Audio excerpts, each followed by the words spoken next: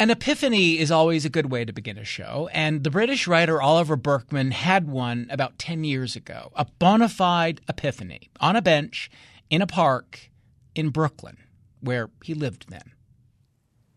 And I was kind of even more stressed and anxious than I usually was at that time about all the deadlines that I had to get through by the end of the week, all the other tasks that were sort of piling up on my to-do list. And I was sitting there doing something that I'd done many times before, sort of cycling through all the kind of productivity techniques and time management tricks I could maybe use to actually get through all this stuff. You know, figure out which social events I could cancel, how much I could reduce my sleep to sort of make it all fit in.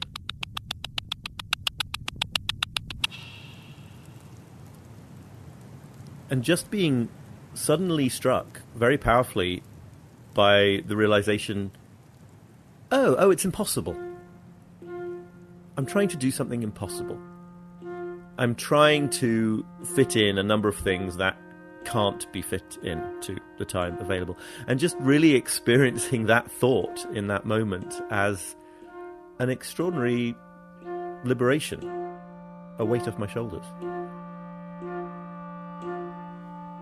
It's pretty difficult to keep on beating yourself up for failing to do something that you have understood nobody could ever do.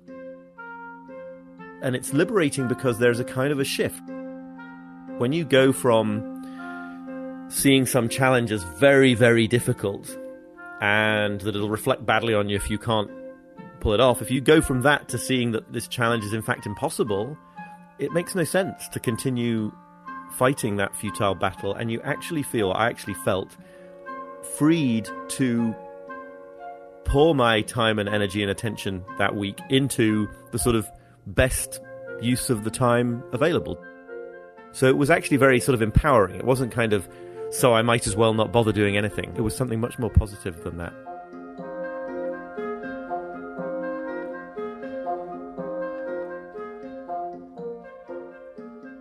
I realized that I needed to sort of change my understanding of what I thought it was that I was doing. And that sort of changed understanding of what it means to be overwhelmed, whether one should really spend one's whole life chasing this hypothetical future moment of sorted outness, you know, of being on top of everything. That kind of changed understanding led to what I wrote about in 4,000 Weeks, about a sort of significantly different, for me, understanding of what it means to be a finite, limited human and to get things done in that capacity. But the specific nuance in the new book, I guess, really is more about going from all these kinds of insights and others into real action.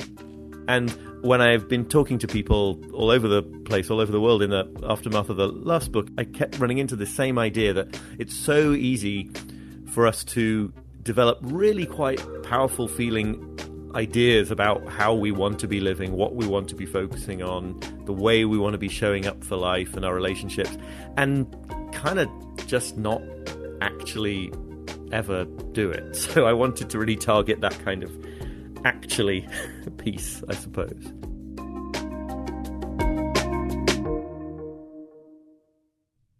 This is Radio West. I'm Doug Fabrizio. One of the things that came from Oliver Burkeman's revelation there in the park was eventually a book, quite a popular one, called 4,000 Weeks. Think of it as time management with a heart. The idea was we all get 4,000 weeks in our lives, give or take, so what's the best way to use it? His new book builds on the theme. There's a kind of workbook vibe to it. There are enough chapters for it to be a month-long retreat of the mind, is how he puts it.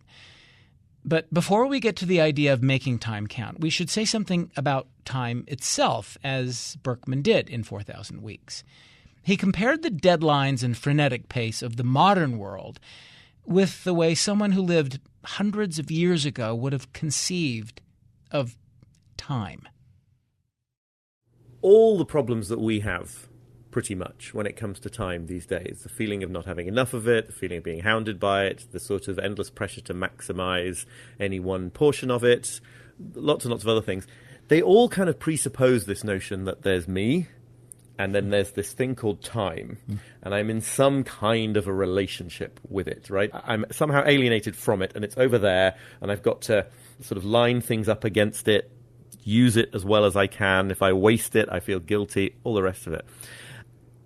And I think there's a very good reason to believe that your sort of average medieval peasant would simply not have had that basic division in the first place, that time would have just been the medium in which their lives unfolded. They wouldn't have had that kind of necessary distance to feel hounded by time or trying to use time as a resource. Anthropologists refer to this way of life as task orientation, right? It's it's the sense in which it's often with people who are living very directly close to the natural world and what they do for work. You milk the cows when the cows need milking, and you harvest the crops when it's time to harvest the crops.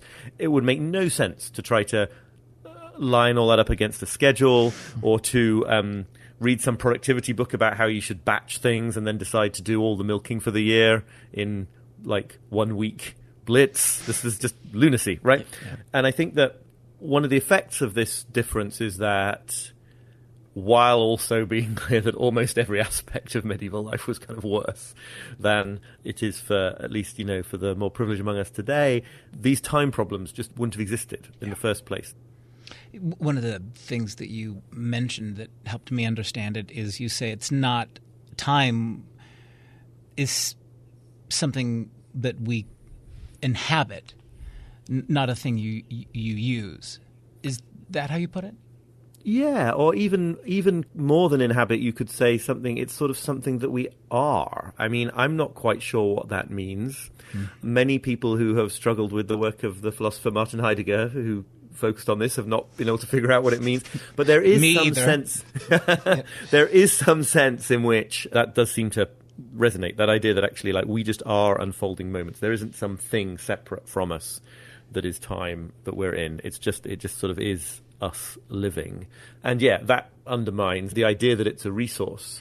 The idea that using it is the only way to really think meaningfully about it is kind of unsettled if it is just sort of what we are somehow. Yeah. Would you tell us what the reaction has been like to 4,000 Weeks? I mean, you mentioned in the new book that you've received hundreds and hundreds of email exchanges, and you've had all of these kinds of conversations. What resonated with people? What are they asking you or talking to you about? It's honestly been really amazing. I mean, I know it sounds a little bit like humble bragging or something, but I was or just bragging. But I was taken aback by how this stuff has resonated with people in sort of all different walks of life and different countries and everything. I think that a really central part of it is that notion that because we feel this pressure to use time well, because we feel that we are overwhelmed, we have more things we supposedly have to do in our time than we have available time, and all the rest of this, there is this tendency to kind of treat the present as provisional and to think of one's life as sort of heading towards the moment when you're going to finally feel control and security, but that you're not there yet. And that for a lot of people, there's a sort of self-worth issue, right? You're not there yet, and you're some kind of loser for not having got there yet. Yeah. And it's absolutely remarkable to me to see how sort of widespread that is among people who are otherwise seem very different. So one of the most common things people say to me is like, it's like you're inside my head or something, like I have surveillance devices or something, because I think it's just a more widespread feeling than we tend to realize. Yeah, it seems like what you were hearing, the kind of various forms of the ways in anxiety was manifesting itself. I mean, you say the kind of most common form of anxiousness is just that, as you put it, this sheer overwhelming busyness, which is interesting. But you also mentioned some of the other forms of anxiety manifesting itself, and that one of them, the thing that really sort of, I think, people can relate with, is the idea of imposter syndrome. Yeah. So just to sort of put it back briefly in the context of busyness is very simple. It's just like it feels like there are more things that you have to do than that you can do in the time available. Now, that actually that idea is incoherent. It cannot be the case that you have to do more things than you can do, but the feeling is very real, and we try all sorts of methods to kind of transcend that limitation and get past it, so that we can feel in control of all our stuff. And I think that imposter syndrome actually these are both sort of types of a broader thing, because what's going on in imposter syndrome usually is that, one feels like one doesn't know what one's doing. You feel like you other people around you understand how to work in your profession, or be a good parent, or be a good spouse, or whatever it is, and you're still like, how the heck am I supposed to do this? Like, what's going on? I am just making it up as I go along. And so that also contains within it this implication of like, okay, if you worked really hard, if you found the right book, if you had the right routines and you really pushed yourself or something, you would get to that place where you had sort of transcended the limitation, in this case of your lack of knowledge and know-how, and everything would be plain sailing from then on. And the nature of kind of my response to it, this is more in the new book, I guess, but is basically the same, right? That in the case of busyness, the point is, well, you have to start from the idea that there will always be too much to do, because we are finite and there's an effectively infinite number of things we could do. And in the case of imposter syndrome, you have to start from the assumption that we sort of never know what we're doing, in the sense that we wish we did when we are suffering from imposter syndrome, and that actually launching new ventures or entering new life stages is always by definition accompanied by the feeling of not knowing what you're doing. And all those people that you look up to are feeling it too. Some of them are more relaxed about the fact that they're just winging it, but they are still just winging it. Well, and the idea that there is some way of mastering a situation is it's an illusion, I suppose. I think the kind of mastery that we seek, it's that sense of like knowing that you're doing the right thing, knowing what's coming down the pike, understanding other people fully, and really having that kind of total handle on the situation. Occasionally people have said to me, you say that everyone's just winging it, but surely airline pilots and heart surgeons are not winging it. But actually, I have also then heard from one or two people in those professions who say, like, well, there absolutely, in the deepest sense, we are, right? It's not that there isn't such a thing as specialist knowledge or talent or the benefits of long practice, but every single human is kind of there on the leading edge of the moment with no idea of what the next moment is going to bring. And we can certainly use our expertise to try to navigate, but we're all still in that sort of fundamental situation of improvisation at any moment. It seems like another thing you learned from the reaction of people to your first book was that our efforts to sort of get it together, actually the sense of aliveness comes into the sort of the way you write about this, the sense of aliveness. Can you sort of explain what you're getting at there? Yeah, totally. I mean, this was something that I had sort of intuited, but was really sort of brought into focus for me by encountering the work of a German social theorist called Hartmut Rosa, who, among other things, wrote a big book called Resonance. And he makes this point that all our efforts, he's talking a little bit more about societies, but I think it's true for individuals as well, all our efforts to kind of extend our control over the world have this ironic or unfortunate consequence of kind of squeezing the sense of aliveness or vibrancy, or what he would call resonance, from experience, which it turns out is kind of the thing that we value, that we valued in the first place. So that it's not only that it's incredibly difficult to get to this place, or maybe I would say impossible to get to this place of sort of control over your life. It's that very often when you make inroads in that direction, it damages the quality of life. And this won't necessarily resonate with everybody, but if you are a bit like me, the kind of person who always sort of loved finding new books and stuff that had like systems for attaining your goals and the perfect routines and the perfect schedules. Okay, so firstly, these are really difficult to put into practice, especially if you like got a family and like life just happens, right? You can't put these schedules into practice.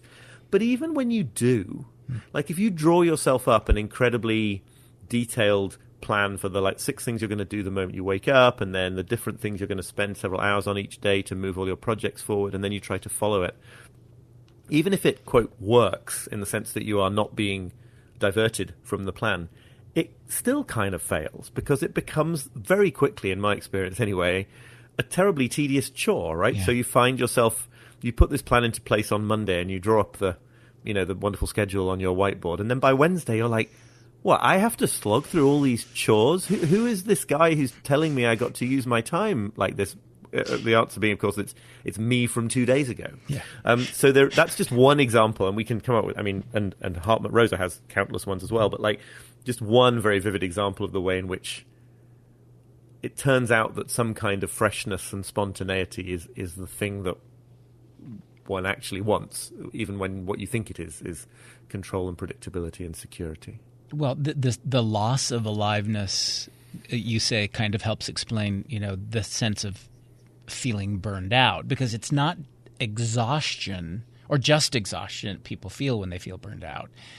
You say it's a sense of emptiness. Yeah, I think that's right. It's not just the sense that there's too much to do and you got to move faster, but it's that same sense of like, even when you succeed, you fail. That even when you get through more stuff, you don't get any closer. In fact, you get further away from the thing you thought you were aiming for. So there's a sort of hopelessness built in because you actually push the vibrancy away through, all your efforts to get through the work. And then that's a kind of real spiritual crisis in a way, right? The sense that you're not even getting closer to that point. And I think it's really interesting to think about that, just because most of us have experiences of being incredibly busy, working incredibly hard, flat out, but for whatever reason, actually not feeling negative about that at all, because it was in some context where that aliveness was present, where we weren't trying to sort of get everything out of the way. We were just doing the stuff that needed doing. That can even happen, oddly, in sort of situations of real emergency, where you're sort of maybe helping out someone who's going through a real serious crisis or something, and nothing's fun about the experience. But there is aliveness in it, because you're not trying to get it out of the way. You just know that you're doing what you should be doing at that moment in life. Oliver Burkeman, his latest book is called Meditations for Mortals, 4 weeks to embrace your limitations and make time for what counts. We'll take a break, come back in a moment. You're listening to Radio West.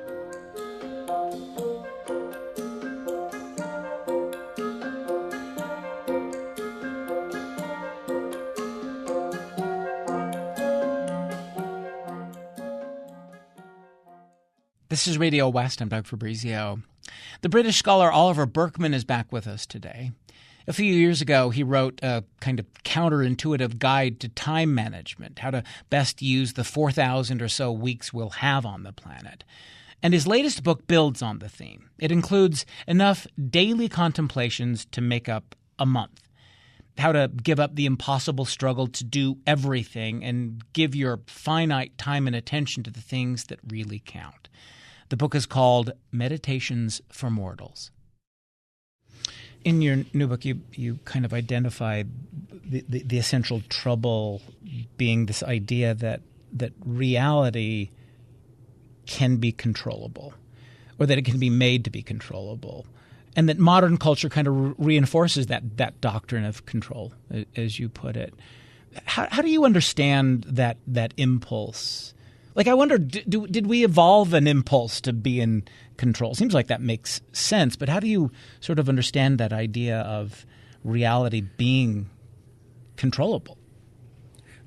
Or that we should want it to be, yeah. I mean, I think that we want it to be, yes. Right, yeah. I mean, I think there are so many causal streams here, right? One of them, I think the evolutionary one makes perfect sense, evolution's interest, in quotation marks, is obviously not in your happiness. So if feeling very anxious all the time is the best way to achieve evolution's ends, then you'll feel really anxious all the time as you try to get more and more and more control over your reality and never get there and live a evolutionarily successful but kind of unhappy life as a result. I think you can also look at it just in the sort of timeless sense that we don't want to acknowledge our limitations and our mortality as humans. Who does? Yeah. And that desire for control is a kind of desire to kind of lever yourself up and out and on top of life, or to kind of renegotiate the terms and conditions of the human situation. So I think those things are sort of like the background part of it. Of course, then, capitalism has and its sort of imperatives for growth have in it the notion of wanting to sort of endlessly extend control over natural resources, control over the world, control over your own time, so that you can do more and more of the things you feel pressured to do. To a lot of people, just achieving more and more control feels like maybe they don't want to on some level, but they have to, feel, in order to keep their heads above water. And then, yes, technology, as you were saying, I think it plays this extraordinary sort of double game where the very technologies that feel like they might finally bring us this control also make it impossible for us to achieve it. To give the sort of cliched example, the fact that you can send messages so frictionlessly via email instead of the way we used to makes it feel like you could deal with all your messages much, much more quickly. But of course, we all get vastly more messages than we would have done as a result of that technology. And even to talk about that in the context of email is to be sort of 20 years out of date right now. It's like there's this huge acceleration in how much we can be connected to and how much we can have to deal with coming from more recent innovations than email. So the book sort of suggests kind of a different way of taking action in the world. And this is imperfectionism. Take us through imperfectionism as a concept. Well, imperfectionism is really just my kind of umbrella term, because it's good to have like a proprietary label, for your philosophy. Trademarked. Right, exactly. Yeah. My lawyers will hunt you down. But for the approach to life that just sort of starts from the acceptance that there will always be too much to do, so now how do we act? Yeah. That we will never feel like we know exactly what we're doing, so now how do we take action?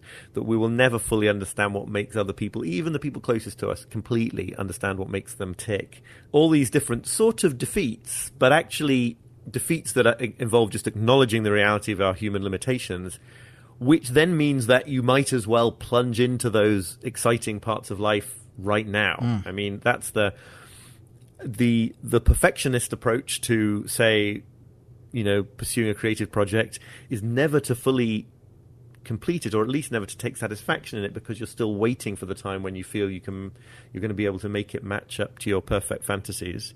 And the imperfectionist approach is to see that precisely because that perfect result is off the table, that's the permission and the sort of energy boost to do it now. People can, as you say, sort of read this book any way they like, but you recommend they at least consider taking it a chapter a day. It's kind of like a month-long retreat of the mind, is how you put it. How do you want people to sort of take on the book? Is just to sort of work through it, think about it? Like, there's the sort of perspective shifting part in each of these sections. There's also the sort of practical part. How do you want people to process the book?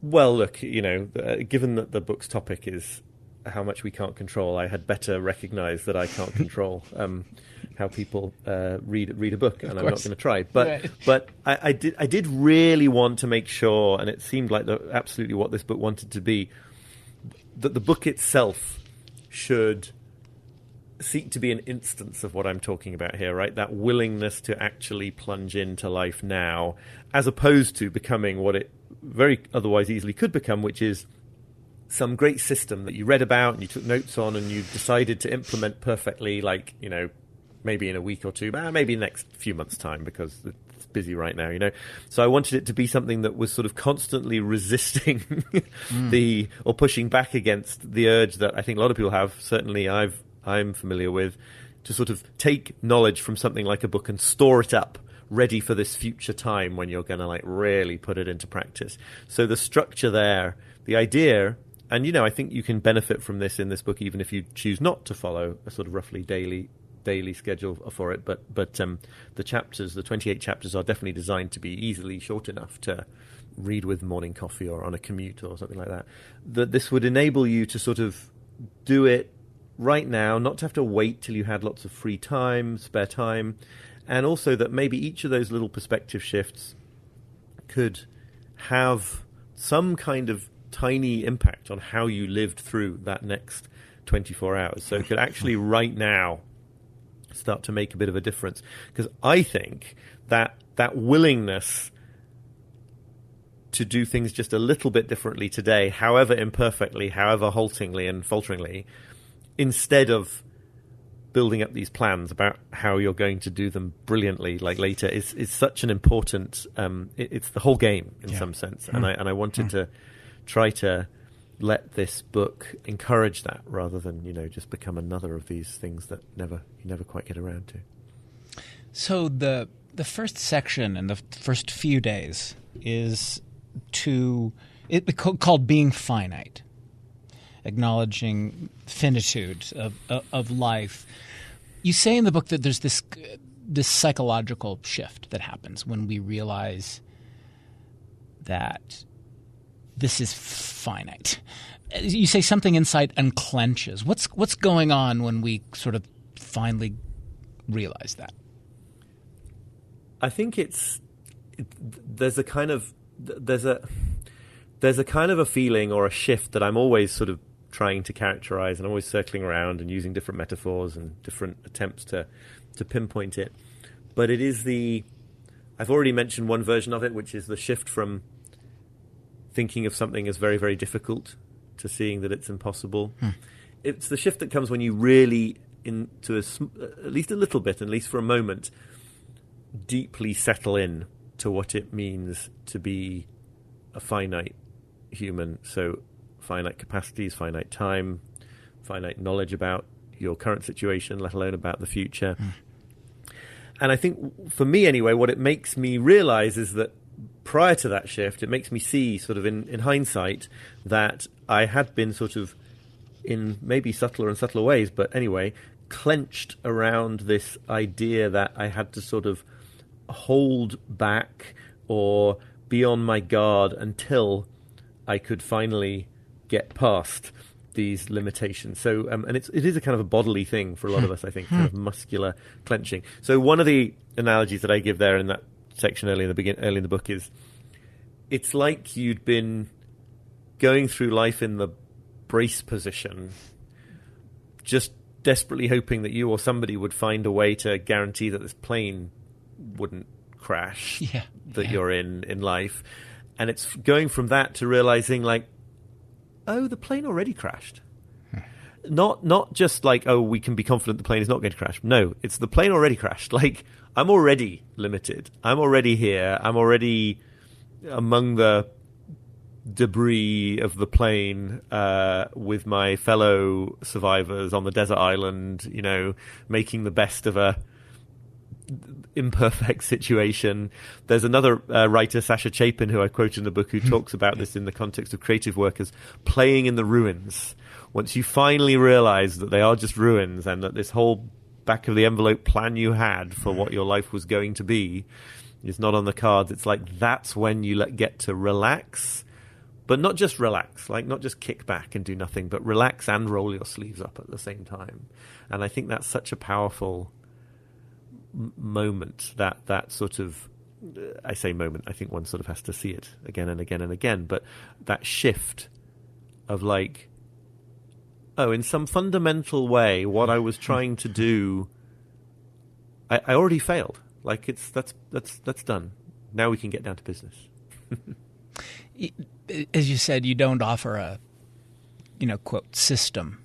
The real answer doesn't doesn't have a system, but you do write that maybe the answer is, at least in this part of the book, you say maybe the answer is you just do them, which sounds like a kind of a very Nike way of putting it, but it kind of is the point, isn't it? I mean, you say pick something that you genuinely care about, and then I'm reading from the book, and at least for a few minutes, a quarter of an hour, say you do some of it. So what is in that action, that just doing it part? I think this really gets to this point that systems for getting things done, systems for living better can so often get in the way of getting things done and living better, because they turn into either they're sort of these daunting long-term projects of personal transformation that you kind of don't have the stamina for or get annoyed by, or you're actually engaging in them in the first place to kind of avoid something. You're trying to you're saying, well, listen, I really don't like the idea of just sitting down and doing 10 minutes trying to write my novel, because what if it's just terrible? Yeah. But like putting in place the system for becoming a writer, that's great. I can go buy the stuff and download the software and, work out the schedule and all the rest of it. It's not that sort of rules and systems and techniques have no role. And actually, as you suggest, actually, there's plenty of them in this book, but it's what role do they have? And I think the role they have to find their proper place in our lives is like a cupboard of tools that we pick from when one seems like a useful thing, but not this thing that is going to save us or save us from the fear and the discomfort that's involved in acting. So I'm sort of saying, like, okay, at this point in this book, if it was me reading a book back in the day, I would be like, okay, what's the system? I want to find the list of things I'm supposed to follow. And I'm declining to give that, because I think the really important thing, even though you don't want to hear it, and I certainly didn't want to hear it, is you just have to do a bit of the thing. You have to sort of be willing to sit down and meditate, or be willing to do a bit of writing, or be willing to pay a different, more attentive kind of focus to your children or your spouse, or whatever it is that you want to be doing more of, just as a leap of faith. Like, with no confidence you'll manage to do it every day for the rest of your life. With no confidence you'll do it well. Just sort of let go into the doing. It really does require a surrender of a kind of control. And so, sometimes in kind of, I don't know, interviews and other contexts, people are like, okay, what's one thing all our listeners should, or viewers should do? And I think the question is often motivated by, like, in hope of a response like, well, just practice this one habit every single day and everything else will be fine. But it's like, the one thing is whatever the one thing is or just anything that you want more of in your life. If there is a relationship you're not nurturing as you could, if there is a hobby or an aspect of your work that brings you alive and you're not doing it, like, the one thing you can do is the thing. Yeah. Just for 10 minutes today, and see what happens. And maybe you never come back to it, or maybe you find you do it tomorrow, and maybe you find you do it day after day, and you really do institute a longer lasting change. But you have to be willing to not know about that. Yeah. What is productivity debt?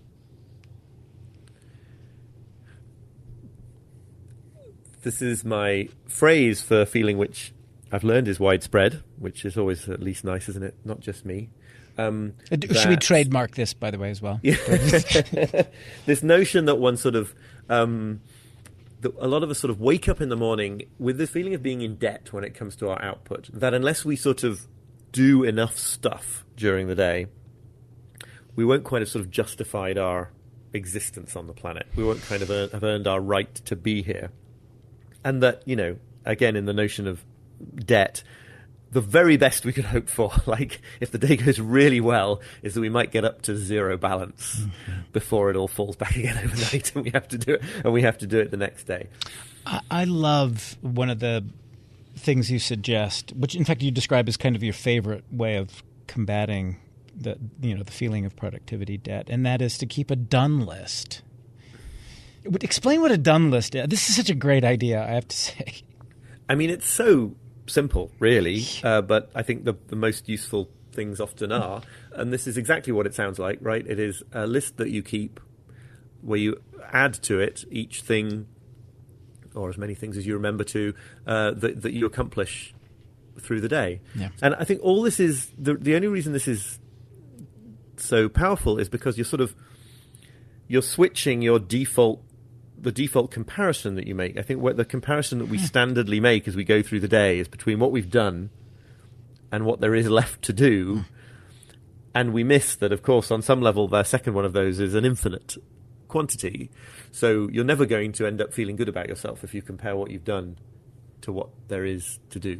Like, you're always going to have done a sort of paltry proportion of it. But the sort of done list invites you to shift your focus so that the comparison you're making is not with infinity, but with zero. It's like, well, this is what I have done that I would not have done if I just stayed in bed and done nothing. And I also, just one other thing, I say in the book, if you're in a sort of very bad place, if you feel yourself in a sort of real motivational rut and you're having great difficulty sort of doing anything, just lower the bar for what gets to count on this done list, right? And if you start by putting took a shower, got dressed, made coffee, I mean, nobody else needs to see it, right? Yeah. And I've been in that kind of place, and the extraordinary thing is that actually as you sort of start to curate this list, put these little things onto it, it snowballs, and you very quickly find yourself capable of doing things that are a little bit more impressive than, taking a shower and brushing your teeth. But it's not nothing, right? I mean, as soon as you're doing anything like that, you are clearly part of the world and doing things and capable of action and capable of having an impact. So I think it's a surprisingly useful intervention. Oliver Burkeman, we're talking about his new book, Meditations for Mortals.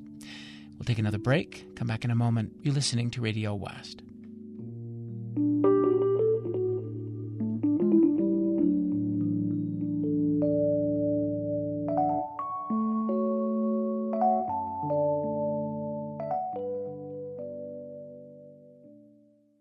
This is Radio West. I'm Doug Fabrizio.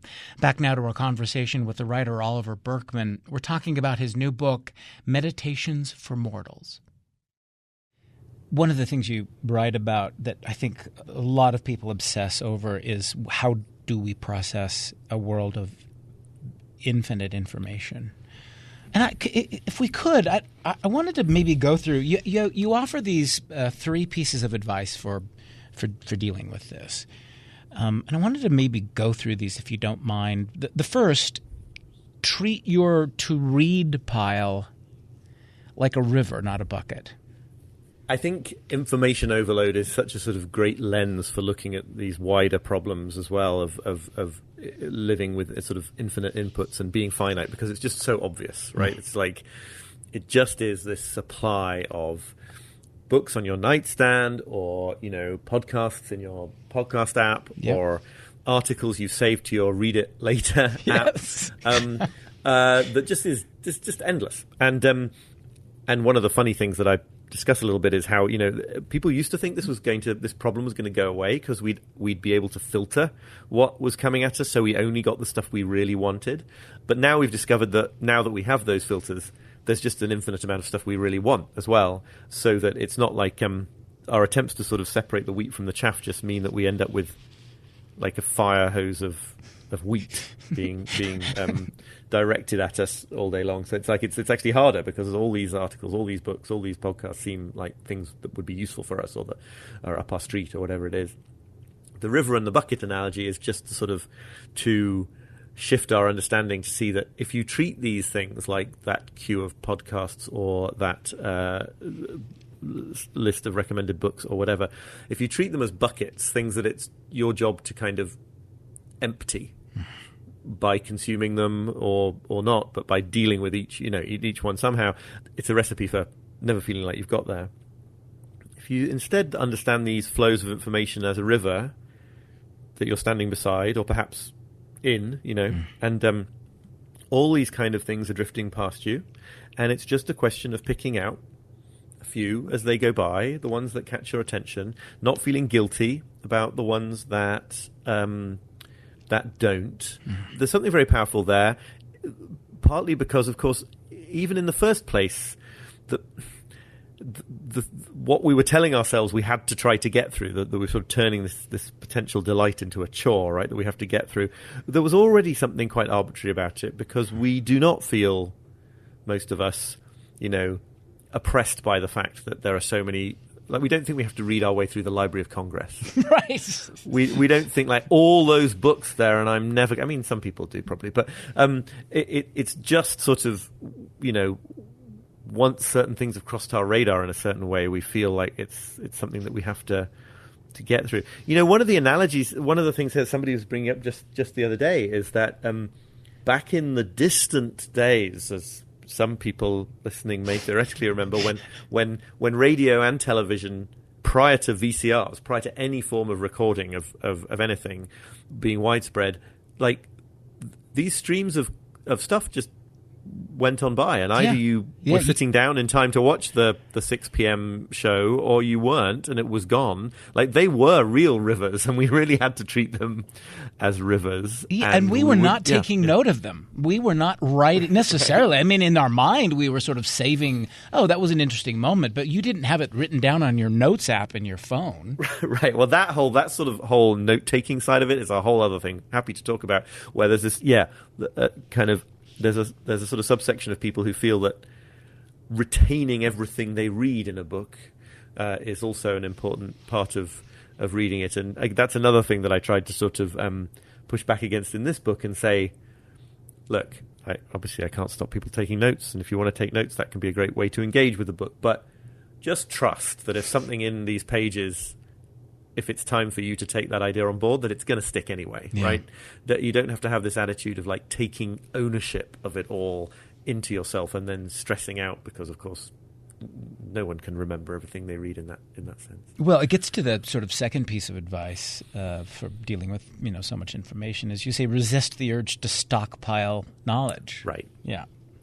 Yeah, I mean, I think it's so easy, especially with non-fiction, although there's a version of it that applies to fiction too, but any sort of factual information, there's this sense that I think we're strongly encouraged to have by the various technologies that we have for taking notes and recording things and everything, this urge to see it, what you're doing, as, like, hoarding it. You're getting it all into your brain so that later on you can somehow make use of it, when that's not how your brain is going to best retain things anyway. And right. Quoting Sasha Chapin, who I mentioned just before, points out that, like, if the best filter is what feels salient to you and what hangs around in your mind, and if you impose a different filter, like, I am going to try to record all the things that the author of this article seems to have thought were important, you're falsifying that, right? You're putting an overlay onto it that can only sort of distort.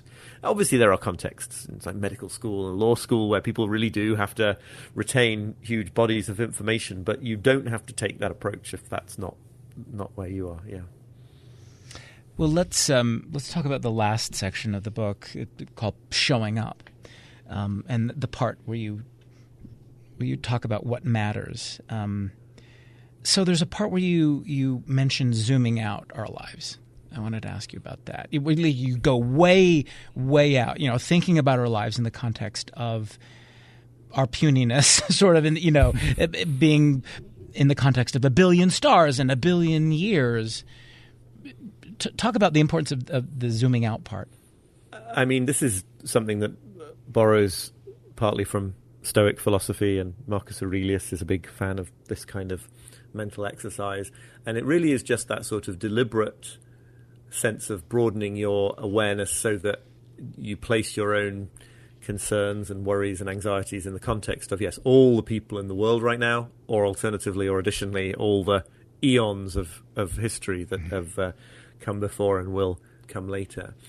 And I think there is an immediate calming effect that most people find when they sort of cut themselves down to size in this way. There is something, not something that makes you think you don't have to worry about it all or that's not important, but there is something calming on the nervous system to sort of think about the, rocks in the ocean that have been there for hundreds and thousands of years and will be there for hundreds and thousands more, whatever happens in a given election or whatever happens in a given storyline. Obviously, then comes the question, well, then, from some people anyway, which is like, well, then why do anything? Right. What's the point of anything that we do? And there, drawing on the work of the philosopher Ido Landau, I just make, one of the points I make anyway is that, like, I think that is a mistaken understanding of mattering. I think that the idea that what you do, what we do, can only matter if it matters sort of globally, universally, for all time. This is a definition of mattering that can only leave us despairing. But it's just not a definition of mattering that we need or one that we recognize from our own lives, right? We all have experiences of cooking dinner for our kids or looking after an elderly relative or being in a beautiful natural environment. Just things where we're like, no, this is aliveness. This is a proper use of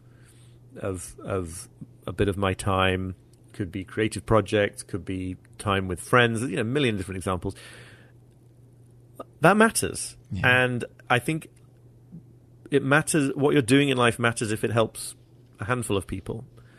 It doesn't need to hold itself to this unmeetable standard and then you feel very depressed and nihilistic about it. It's an intuition, and it's an intuition that has to do with that sense of aliveness and vibrancy and resonance, and sort of navigating by the resonance, I think, is very possibly the way to go.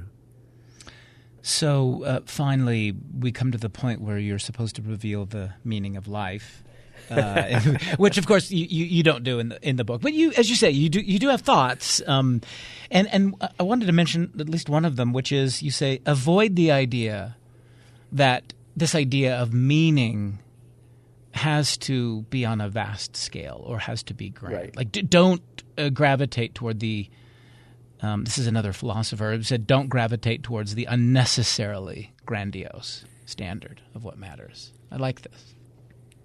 Right. This is sort of developing what we were just discussing, right? Yeah. It's like don't make things difficult for yourself when it comes to building a meaningful life. Don't start by making them difficult by bringing these kinds of standards that, unless I do something extraordinary, unless I am celebrated as being sort of radically more impressive in a given field than other people or anything like that, experiment with the idea that what makes you feel alive is meaningful in itself and go from there. And I will say as well that I'm pretty sure that is the best basis for doing very impressive and impactful on a large scale things is being centered in that feeling of aliveness rather than constantly trying to prove yourself by being bigger or better or more than others. But do resist, you say, the urge to resolve to make a fresh start, which is what we all do. Like Monday, yeah. I've just finished Burkeman's book. I'm on Monday. I'm starting again. You say resist that. Yeah. Well, yeah, and this is another place where I'm sort of saying, like, you get to the end. If you make it to the end of this book, not a super long book, if you're anything like me, you'll be like, okay, right, I've taken that on board, but like tomorrow I'm going to begin it all. I'm going to live in a different way from 7 a.m. onwards forever, yeah. and it's very powerful and it's very beguiling. But firstly, it's kind of incoherent because we are just already here in our lives with all our talents and lack of talents and resources and lack of resources and all the rest of it. Like, you can't get out from your own life in that way.